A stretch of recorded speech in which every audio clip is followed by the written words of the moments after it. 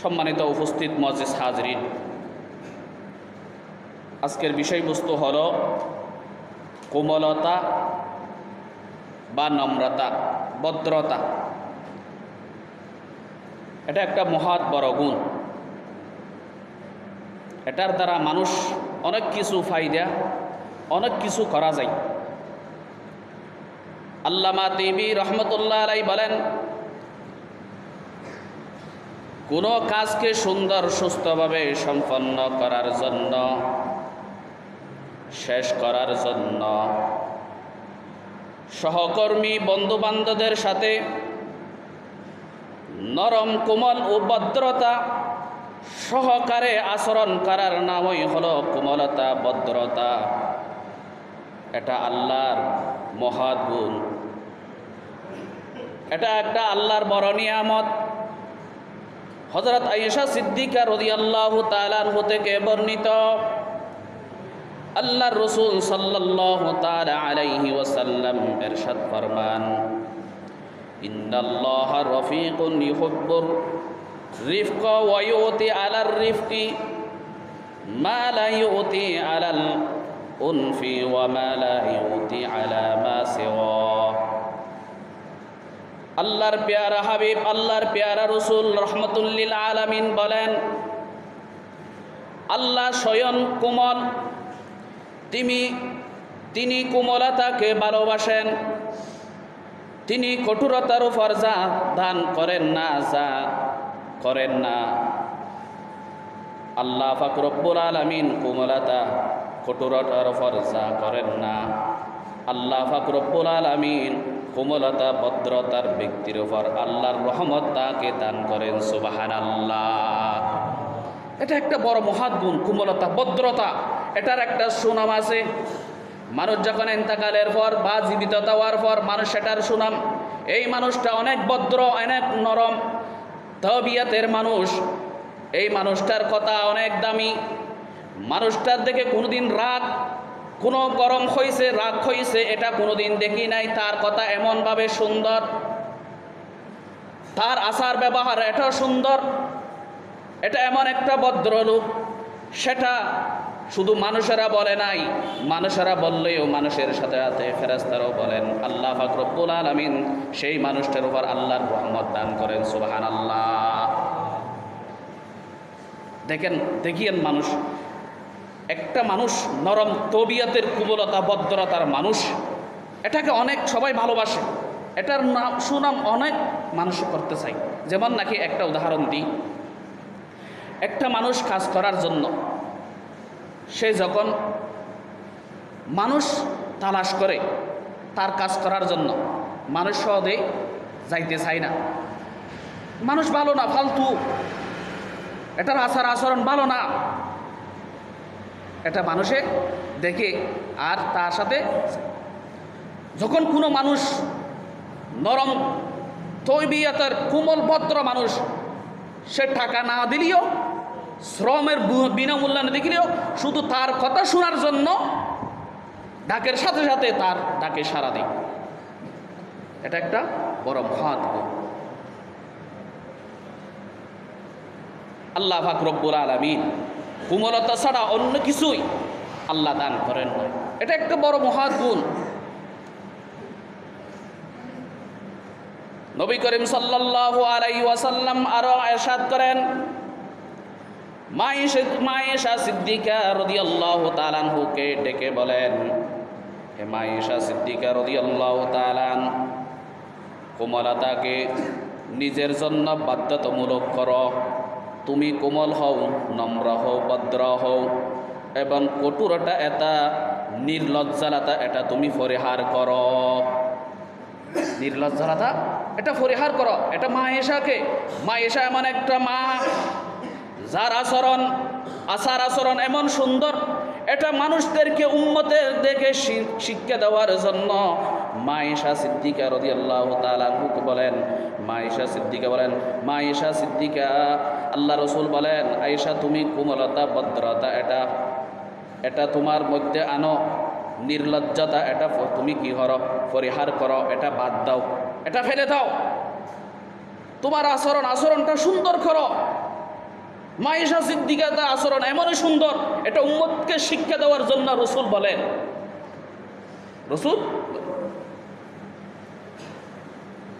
এই জন্য আল্লাহ পাক রব্বুল আলামিন, আল্লাহর পেয়ারা রাসূল আর বলেন, ইন্নার রিফকা লা ইয়াকুনু ফি শাইইন ইল্লা জানাহু ওয়া লা ইউনজাউ মিন শাইইন ইল্লা শা।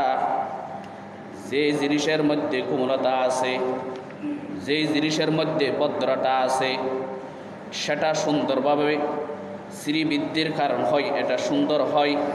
আর যে জিনিসের মধ্যে ভদ্রতা নাই, সুন্দর আচরণ নাই, আল্লাহ পাক রব্বুল আলামিন এটা সেই জিনিসটা ত্রুটি হয়ে যায়, সেই জিনিসটা বিশ্রী হয়ে যায়। সেই জিনিসটা, একটা বিল্ডিং করেন আপনি, বিল্ডিং করেন, সেই বিল্ডিংয়ের কাজের মানুষদের সাথে সুন্দর আচরণ করেন, সেই কাজটা স্বয়ং সম্পূর্ণভাবে হবে। দোকানের ছেলে সন্তান লেগেছেন, কাজে কর্মে লাগছেন, আপনি তাদের সাথে সুন্দর ব্যবহার করেন, তারা দোকানকে সুন্দর করে রাখবে। আপনি কাজের বুয়া রাখেন, সেই কাজের বুয়ার সাথে সুন্দর ব্যবহার করেন, সেই স্বয়ং সম্পূর্ণভাবে কাজ করবে।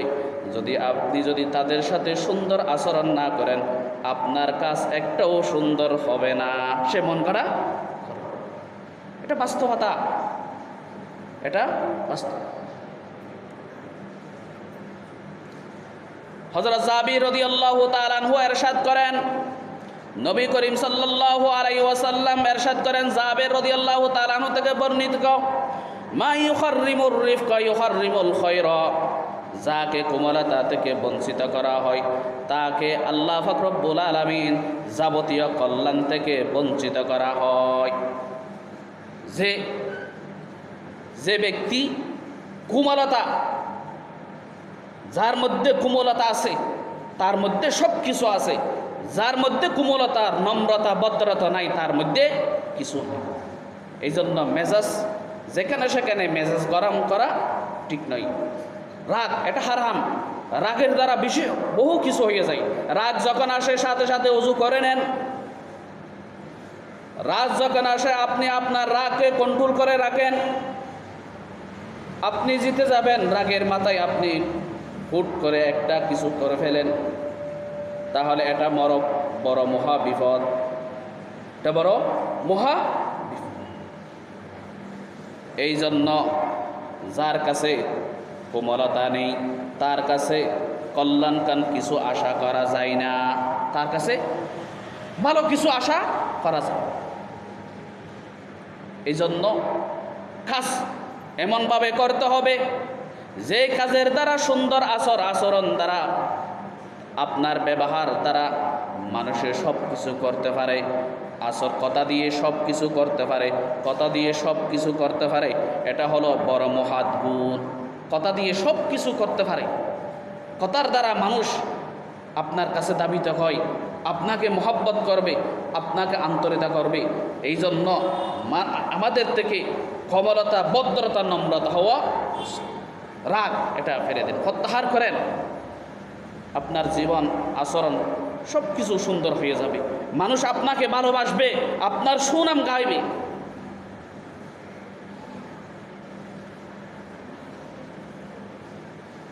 হযরত আয়েশা সিদ্দিকা রাদিয়াল্লাহু তাআলা আনহু আরো বলেন, আল্লাহর পেয়ারা রাসূল বলেন, মান উতিয়া হাজ্জাহু মিনার রিফকি উতিয়া হাজ্জাহু মিনাল খায়রিদ দুনিয়া ওয়াল আখিরাহ ওয়া মান হুররিমা হাজ্জাহু মিনার রিফকি হুররামা হাজ্জাহু মিনাল খায়রিদ দুনিয়া ওয়াল আখিরাহ। যাকে নম্রতা, ভদ্রতা আল্লাহ পাক রব্বুল আলামিন দান করছে, এবং তাকে ইহকাল পরকাল আল্লাহ তাকে কল্যাণ দান করেছে। যার কাছে, যে ব্যক্তি কোমলতা থেকে বঞ্চিত, যে ব্যক্তি ভদ্র থেকে বঞ্চিত, তার থেকে সব কিছু, দুনিয়া এবং ইহকালে সব কিছুই তার থেকে বঞ্চিত, তার থেকে।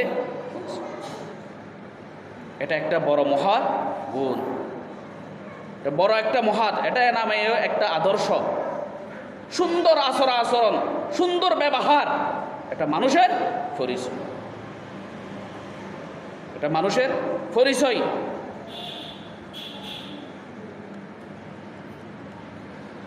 হযরত ইবনে মাসউদ রাদিয়াল্লাহু তাআলা আনহু থেকে বর্ণিত, তিনি বলেন আল্লাহর প্রিয় রাসূল সাল্লাল্লাহু আলাইহি ওয়াসাল্লাম ইরশাদ করেন, আমি কি তোমাদেরকে যে ব্যক্তির কথা বলে বেদনা যার উপর দুজকের আযাব, যে ব্যক্তির কথায় মনের মধ্যে বেদনা, মনের মধ্যে কষ্ট, সেই ব্যক্তি দুজক, সেই ব্যক্তি আযাবে পরিণত। যে ব্যক্তির কাছে কোমলতা, ভদ্রতা, সুন্দর আচরণ, তার মধ্যে দুনিয়া এবং আখিরাতে তাকে জান্নাতে সুগম, জান্নাতের আশা, জান্নাত তাকে ডেকে ডেকে তার দিকে ধাবিত করে। আর হাদিসের মধ্যে আছে, মানুষ, আল্লাহর প্রিয় রাসূল বলতেছে, আল্লাহ পাক রব্বুল আলামিন যখন কোনো পরিবারের মধ্যে কল্যাণ সাধন করতে চাই, পরিবারকে সুন্দর করতে চাই, তাহাকে তার থেকে উচিত সুন্দর আচরণ দ্বারাই তার পরিবারে কল্যাণ আসে। সুন্দর আচরণ যখন থাকবে না, তার পরিবারের মধ্যে অশান্তি সৃষ্টি হয়, অশান্তি বুক করে, সবাই ফেরাসারি করে, তখন মানুষ এর দ্বারা পরিবারটা ধ্বংস হয়ে যায়, পরিবারটা আলাদা হয়ে যায়, পরিবারটা ভেঙ্গে তছনছ হয়ে যায়। এই জন্য পরিবারের মধ্যে সুন্দর আচরণ করা এটা একটা বড় আদর্শ, বড় মহাদ্ভুত। আল্লাহ রাসূল বলতেছে, যদি কোনো মানুষের যে কোমল ভদ্র নম্রতা, এটা যদি কোনো বস্তু হতো, কোনো জিনিস হতো, মানুষের যে আচার ব্যবহার, কোমল ভদ্রতা, নরম, এটা যদি কোনো বস্তু, কোনো জিনিস হতো, সেই জিনিসটা ঘরের মধ্যে যদি রাখে, এর সেই সুন্দর জিনিস পৃথিবীতে আর কিছু নাই। যদি এটা একটা শুধু মুখের ব্যবহার, আচরণ, কথা, এটা যদি কথা না হয়, এটা একটা হাওয়ার মতন, এটা একটা হাওয়ার মতন হুট করে চলে যায়। যে ভাষা শব্দটা মুখ থেকে বের হয়, এটা একটা হাওয়ার মতন। এটা যদি কোনো বস্তু, কোনো জিনিস হতো, তাহলে এর চেয়ে সৌন্দর্য পৃথিবীর মধ্যে আর কিছু হতো না। যে দেখেন, যেমন নাকি একটা জিনিস আমি বলি, এই ফ্যানটা খুব সুন্দর, ভালো বাতাস দেয়, এটা একটা জিনিস। যদি কোমল ভদ্র নম্রতা, সুন্দর আচর ব্যবহার, এটা যদি ফ্যানের মতন সুন্দর, মানুষের সুনাম করছে, যে এটা যদি এইরকম হতো, যদি এর চেয়ে সুন্দর ঘরের মধ্যে আর কিছু নাই, মানুষে এটা সেটা বলত। সবচাইতে দুনিয়ার মধ্যে নিকৃষ্ট কুৎসিত জিনিস ওই জিনিস, যে জিনিসটা মানুষের আচার ব্যবহার সৌন্দর্য নাই, এটা যদি বস্তু হতো, এর চেয়ে কুৎসিত, সুন্দর নাই, বিশ্রী, এর চেয়ে জিনিস আর নাই, এটা বলতো মানুষ। এই জন্য আমাদের থেকে উচিত সবসময় আমাদের মানুষ তবিয়ত, নম্র ভদ্র আচার ব্যবহার, সুন্দর আচরণ চলাফেরা, এটা একটা বড় মহৎ গুণ, এটা আমাদের থেকে থাকতে হবে। এটার দ্বারা দুনিয়াতে কল্যাণ, আখিরাতে কল্যাণ, মানুষের কাছে সম্মান, দুনিয়ার কাছে সম্মান, আখিরাতের কাছে সম্মান। যে ব্যক্তির রাগ বেশি, যার কথা সুন্দর নাই, যার আচরণ সুন্দর নাই, দুনিয়ার মধ্যে নাই, তার মধ্যে আখিরাতে তার কিছু নাই। এই জন্য নিজের মুখকে সামলিয়ে কথা বলা, মানুষের সাথে সুন্দর আচরণ করা, মানুষের সাথে সুন্দর ব্যবহার করা, ভদ্রতা বজায় রাখা, এটা একটা বড় মহৎ। এটা মানুষের কাছে যদি না পাই, কার কাছে পাবে? মানুষের কাছে যদি এই জিনিসটা না থাকে, কার কাছে থাকবে? মানুষ তো মুখ দিয়ে সব কিছু করা যায়,